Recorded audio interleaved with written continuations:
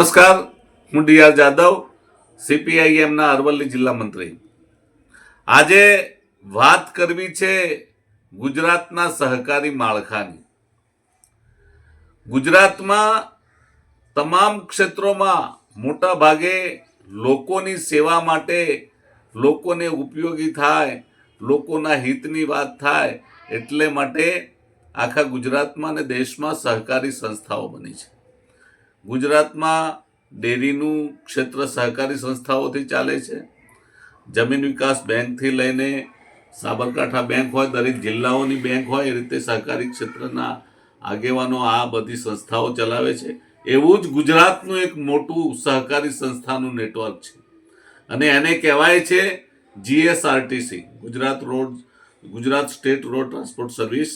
અને આ Gujarat road transport service મારફતે શરૂઆતમાં હતું કે ગુજરાતની પ્રજાની સેવા કરવાનું એક આખું જબરજસ્ત કામ હતું, પરંતુ છેલ્લા 30 વર્ષથી જે ભાજપાની સરકાર આવી છે અને આ ભાજપાની સરકારમાં બેઠેલાઓ જે માલેતુજાર અને મધ્યમ વર્ગના જે લોકો છે એમને ગરીબોની કંઈ પડી નથી અને એમણે આ જીઆરટીએસની, ગુજરાત સ્ટેટ રોડવેઝ ટ્રાન્સપોર્ટની જે સેવા પ્રજાકીય હોવી જોઈએ એના બદલે એને પ્રોફેશનલ કરી નાખી છે, ધંધાદારી કરી નાખી છે.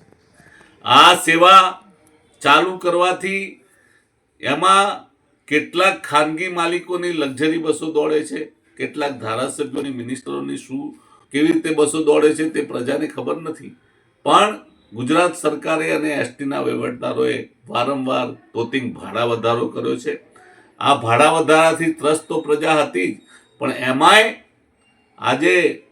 એમાંય એવું કરવામાં આવ્યું છે કે જુદી જુદી જાતની બસો દોડાવવામાં આવે છે. લક્ઝરી બસ દોડે છે, એનું ભાડું પણ લોકલ બસના કરતાં ડબલ છે. ગુર્જર નગરી નામે, એ ચોર નગરી હોય કે ગુર્જર નગરી હોય, જે બસ હોય પણ એમાં ડબલ ભાડું એટલે કે 10 રૂપિયા 100 કિલોમીટર વધી જાય છે. આ રીતે પ્રજાની સાથે છેતરપિંડી કરીને લોકોના ખિસ્સા ખાલી કરવામાં આવે છે, લોકોને લૂંટવામાં આવે છે.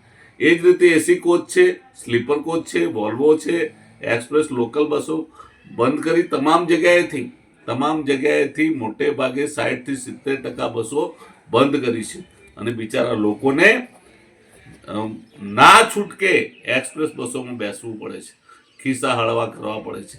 અને લોકલ બસો બંધ હોવાના કારણે ખાલી પડતી લક્ઝરી બસો, ખાલી પડતી એક્સપ્રેસ બસો પ્રજાને જખ મરાઈને આવી બસોમાં બેસવું પડે છે અને એસટી આ રીતે લૂંટ કરે છે.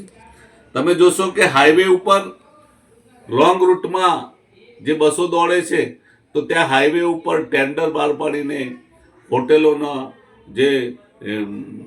હોટેલોને જે નીમવામાં આવી છે એ હોટેલ પાસેથી બસ દીઠ 190 રૂપિયા લેવામાં આવે છે અને પ્રજા ત્યાં લૂંટાય છે. 10 રૂપિયાની પાણીની બોટલ મળતી નથી, પણ સીધી 20 રૂપિયાની પાણીની બોટલ, 10 રૂપિયાનું પડીકું મળે નહીં. અને આ તમામ પ્રકારની હોટેલોને પણ લૂંટવાનો પરવાનો આ એસટી ખાતાએ આપ્યો છે. અને આ બસો મોટે ભાગે જે ખિસ્સા પર માર પડે તેવી બસો આદિવાસી એરિયામાં દોડાવવામાં આવે છે અને આદિવાસીઓ મજદૂરો જે વિસ્થાપન કરીને, માઇગ્રેશન થઈને જે કમાવા જાય છે એ લોકોને પણ લૂંટવામાં આવે છે. એટલે અમારી માંગ છે કે આ હાઈવે પર ચાલતી લૂંટ પણ બંધ થાય. એસટીના ભાડા વધારા ભલે વધાર્યા, પણ જે ગુર્જર નગરી લક્ઝરી એસી કોચ એક્સપ્રેસના નામે જે તોતિંગ ભાડો વધારો કરીને પ્રજાના ખિસ્સા હળવા કરવામાં આવે છે તેને બંધ કરવામાં આવે. અને આ હાઈવે પર જે બસો ઊભી રાખવામાં આવે છે એનાથી જે તકલીફ થાય છે, મુસાફરો લેટ પડે છે, પોતાના ગંતવ્ય સ્થળે અડધો કલાક લેટ પડે છે અને આ પ્રકારે જે પ્રજાને લૂંટવામાં આવે છે તે બંધ કરવામાં આવે અને પ્રજાને રાહત આપવામાં આવે.